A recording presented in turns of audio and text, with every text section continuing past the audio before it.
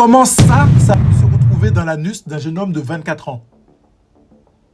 Écoute-moi bien, imagine un mec de 24 ans, il arrive aux urgences de Toulouse en pleine nuit, il a mal au cul. Très mal. Et là, les médecins regardent et qu'est-ce qu'ils voient? Ils voient un obus. Je sais pas si tu vois ce que c'est un obus. Je vais te montrer l'image. Ils voient un obus dans son rectum. Là, je te parle pas des petits objets pour s'amuser entre adultes consentants. Non, là, je te parle d'un vrai obus de 1918. Donc, de la Première Guerre mondiale. Un obus de 16 cm de long et quand même 4 cm de diamètre. Je sais pas si tu vois ce que c'est 4 cm, c'est quand même pas mal. Aussitôt, ils appellent les démineurs, le périmètre est sécurisé. C'est la panique totale à l'hôpital de Toulouse. Ça fait même pas 24 heures que cette histoire est sortie. Oui, j'en parle très très vite. Donc reste jusqu'à la fin si tu veux vraiment tout savoir, vraiment connaître l'issue de cette histoire-là, parce que quand j'ai vu ça, j'ai pété mon crâne. J'ai clairement pété mon crâne. Non, c'est pas du tout une blague que je suis en train de te faire, c'est tout à fait réel. Donc le 1er février 2026, la seule chose que ce jeune homme a trouvé à faire, c'est se coincer un obus dans le R, vous avez compris. Donc aujourd'hui, je vais te raconter toute l'histoire avec les détails de fou. Donc je vais te donner mon avis, cash, comme d'habitude. Donc reste là, c'est quand même dingue. C'est quand même dingue comme petite histoire. Déjà, j'avais sorti une autre vidéo où c'était quand même... Enfin, moi, je trouvais que c'était déjà pas mal dans les dingueries qui se passent dans ce monde. Bon, je pense que tu commences à connaître la chanson. Après, ça fait bientôt 7 ou 8 vidéos que j'ai sorties sur YouTube. Donc, va te chercher des popcorns salés, pas de sucré ici, s'il te plaît, mon pote. Bon, les gens appellent ça l'affaire anus-obus. Oui, ils sont pas allés chercher bien loin. Quand c'est simple, c'est que c'est clair. Et franchement, quand j'ai lu l'article, j'ai posé mon téléphone et je me suis dit, mais attends, j'ai bien lu l'affaire anus-obus. J'espère que YouTube va pas me sanctionner pour avoir autant utilisé le mot... Vous savez quoi, on va utiliser fiac maintenant. Tout le monde va comprendre. Donc quand j'ai vu ça, je me suis dit, mais c'est flippant et ça me paraissait tellement surréaliste. Et je me suis dit, je vais étudier un petit peu la chose et je vais en parler un petit peu à mes abonnés. Et on va voir ce que vous en pensez et tout. N'hésitez pas à me donner votre avis. Si vous avez des blagues, des sketchs à dire, je suis chaud. C'est tellement drôle cette affaire. Bon, qu'est-ce qui s'est passé cette nuit-là? Donc la nuit du 31 janvier au 1er février 2026, à l'hôpital de Rangueil à Toulouse, un jeune homme de 24 ans arrive aux urgences, comme je disais tout à l'heure. Il se plaint de douleurs atroces au rectum. Il a très mal. Les médecins font tout de suite des examens, des radios, des scanners. Et là, ils voient un truc qui ressemble étrangement à une bombe. Précisément à un obus. Et ils constatent que c'est un vrai obus militaire de la Première Guerre mondiale de 1918. 16 cm de long, 4 cm de diamètre, coincé dans son anus. Dans son rectum, pardon. Et le gars dit, je me suis introduit un objet. Il n'a pas dit exactement quoi au début.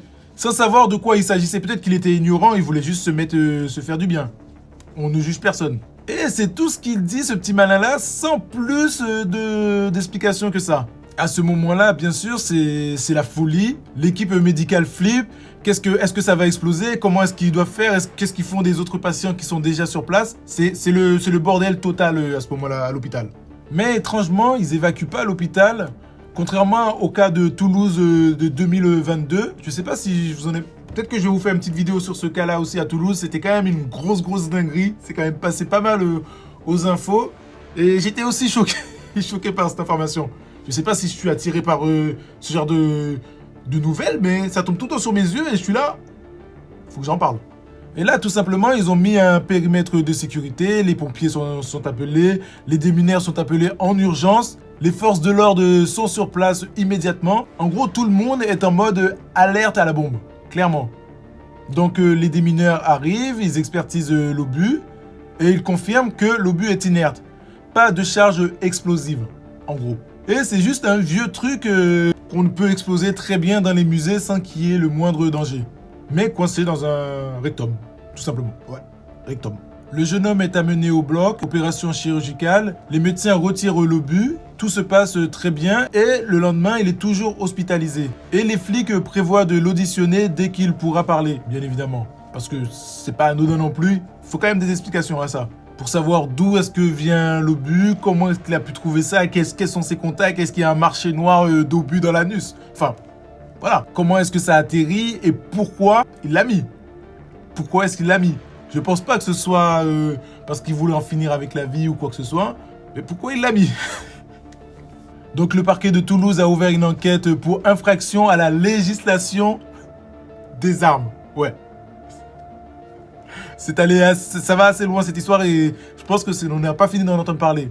Et pour l'instant, il n'y a pas forcément eu de suite. Le billet a été remis aux autorités, bien évidemment. Bon, encore une fois, ça fait partie des histoires les plus folles que j'ai vues. Parce que c'est à la fois hilarant et complètement dingue. Tu te dis d'abord, comment tu te retrouves avec un obus de 1918 dans le FIAC? Clairement, à quel moment tu te retrouves ça dans le FIAC? C'est même pas un god, c'est pas un jouet, c'est pas des... Bref, vous avez capté, je vais pas vous faire toute la liste de ce qu'on peut se mettre dans le truc, mais un obus, jamais, sincèrement, j'aurais pensé à vous proposer ça. Ah, cette vidéo, elle est fucked up. Cette vidéo n'a aucun sens. Mais vous avez compris l'affaire qu'elle est quand même incroyable, cette histoire. Je me demande où est-ce qu'il l'a trouvé, s'il l'a trouvé dans un grenier, sur le bon coin. Pourquoi pas dans les champs de ses grands-parents? Je sais pas s'il est allé chercher, je sais pas ce qu'il avait en tête. Mais en tout cas, j'aimerais bien avoir son témoignage pour qu'il nous explique, parce que cette histoire, elle est incroyable. En plus, la douleur, j'imagine même pas comment il a... Ah, ouais, c'est vrai ça, parce qu'on dit juste un obus et tout, mais un vieux objet comme ça en métal, la douleur que ça doit être. Et après, je pense à l'équipe médicale qui a dû déjà paniquer dans un premier temps. Et une fois que les démineurs sont arrivés, qui a dû commencer à souffler un peu, se dire « Waouh, mon métier, c'est quand même une dinguerie. » Je pense à toutes les personnes, les infirmiers, les médecins, les cardio... Bref, tous les corps, toutes les personnes qui peuvent se retrouver à l'hôpital, de la femme de ménage au chirurgien, il y a vraiment tout le monde. Et je me dis, ils ont dû passer une bête de journée quand même. Ils ont dû rigoler et raconter ça à leur famille. Oh là là, si je connaissais quelqu'un qui était à l'hôpital de Toulouse, direct, je l'aurais appelé pour avoir plus de détails, un petit peu plus de gossip et voir comment est-ce que les gens ils ont réagi entre eux quoi. Bon, malgré tout, même si on rigole, c'est triste et parce qu'il aurait quand même pu mourir dans l'absolu, parce que c'est pas anodin de se mettre des trucs comme ça dans le corps si c'est pas fait pour quoi. Donc d'un côté, je me dis peut-être que ce gars, il a plus besoin d'aide qu'autre chose. Mais bon, on peut pas savoir. En tout cas, l'histoire est quand même assez incroyable à raconter. Bon, c'était tout pour moi. C'était l'histoire de l'anus obus. C'était par Peterson. N'hésite pas à t'abonner. Il y aura d'autres histoires. Bon, ça se passera pas toujours aussi bien malheureusement. Mais bon, c'était quand même sympa à vous partager cette petite histoire. Ciao, ciao, on est ensemble.